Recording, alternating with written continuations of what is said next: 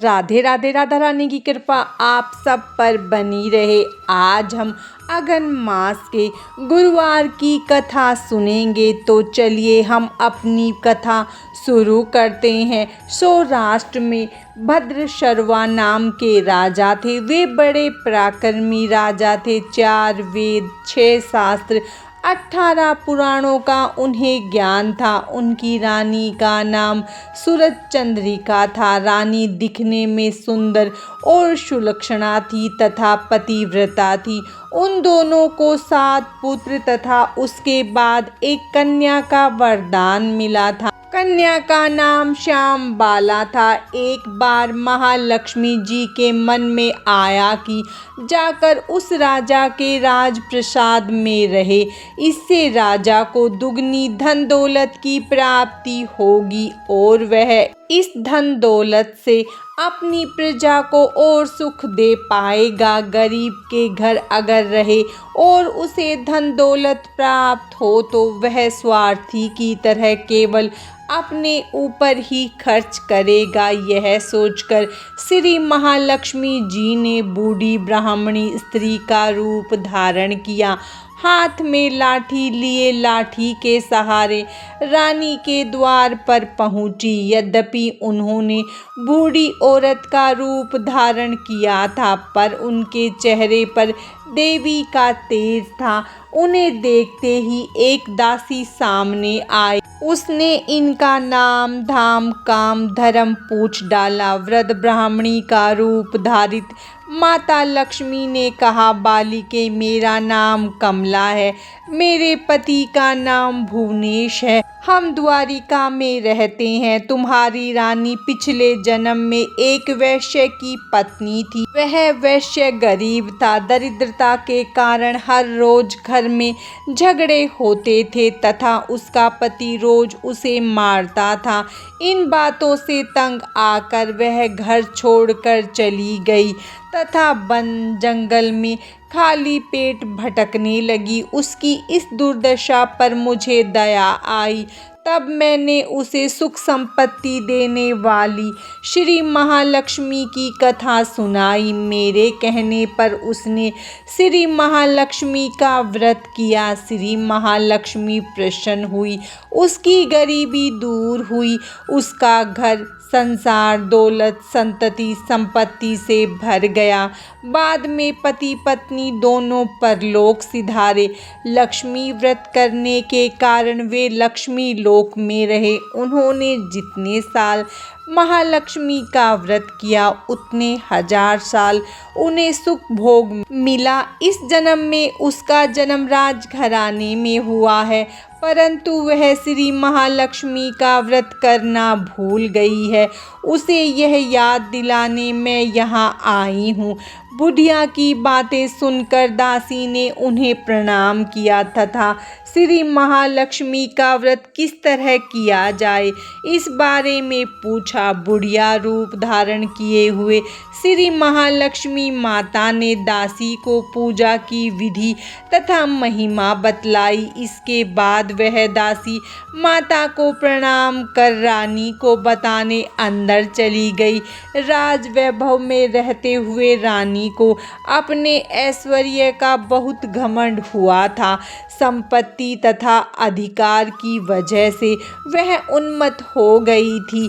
दासी द्वारा बताई गई बुढ़िया की बातें सुनकर वह आग बबूला होकर राजद्वार पर आकर बुढ़िया रूपी श्री महालक्ष्मी पर बरस पड़ी। उसे यह मालूम नहीं था कि श्री महालक्ष्मी माता बुढ़िया का रूप धारण किए द्वार तक आई है परंतु रानी का इस कदर रूखा बर्ताव तथा अपना अनादर देखकर माता ने वहां ठहरना ठीक न समझा। वे वहां से चल पड़ी। राह में उन्हें राजकुमारी श्याम बाला मिली।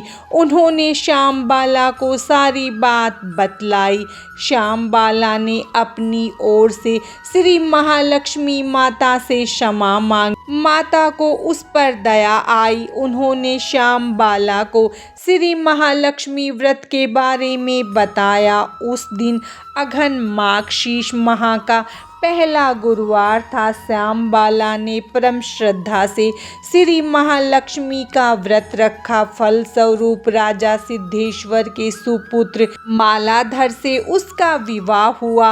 वह धन दौलत ऐश्वर्य वैभव से माला माल हो गई। पति के साथ ससुराल में आनंद से दिन बिताने लगी। इधर श्री महालक्ष्मी का रानी पर प्रकोप हुआ। राजा भद्रशर्वा का राज्य और राज कारोबार नष्ट हो गया।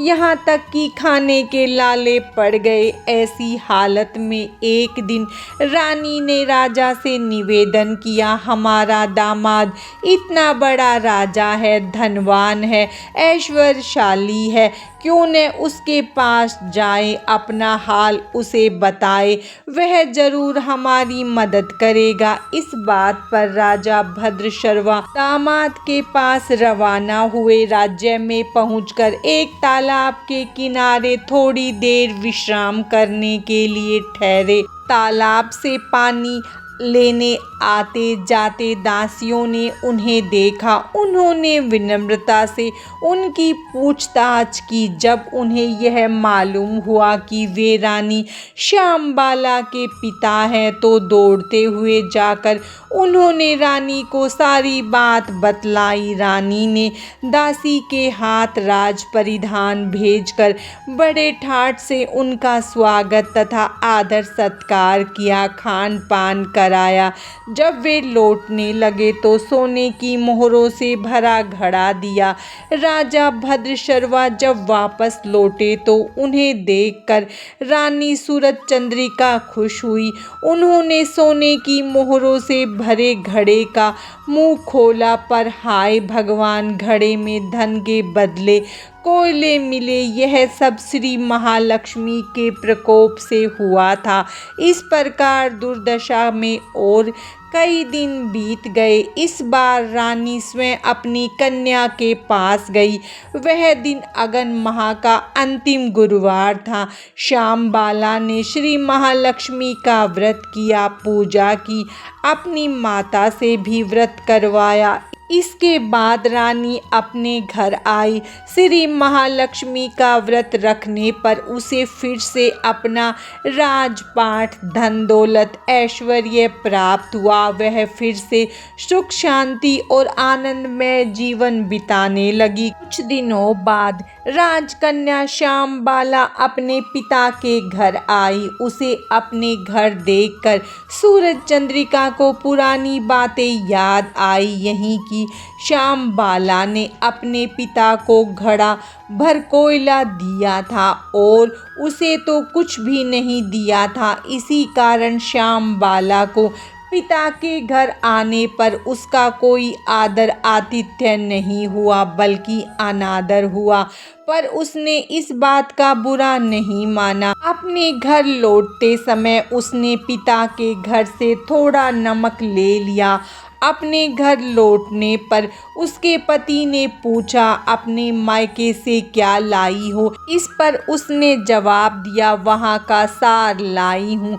पति ने पूछा, इसका मतलब क्या हुआ? श्यामबाला ने कहा, थोड़ा धीरज रखे, सब मालूम हो जाएगा।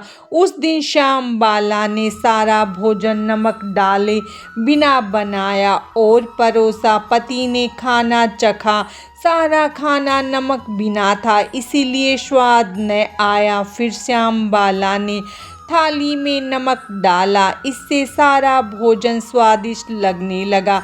तब श्यामबाला ने पति से कहा, यही है वह मायके से लाया हुआ सार। पति को उसकी बात सही लगी। फिर वह दोनों हंसी मजाक करते हुए भोजन करने लगे। कहा गया है कि इसी तरह जो कोई श्रद्धा भाव से श्री महालक्ष्मी की पूजा करे उसे माता की कृपा प्राप्त होती है, सुख संपत्ति शांति प्राप्त होती है, सभी मनोकामनाएं पूरी होती है। परंतु यह सब प्राप्त होने पर माता की पूजा को भूलना नहीं चाहिए। हर गुरुवार को व्रत पाठ अवश्य करना चाहिए। इस तरह श्री महालक्ष्मी की महिमा भक्तों की मनोकामना पूरी करती है। इस प्रकार श्री महालक्ष्मी की गुरुवार की कथा संपूर्ण होती है। माता लक्ष्मी की कृपा आप सब पर सदा बनी रहे। राधे राधे।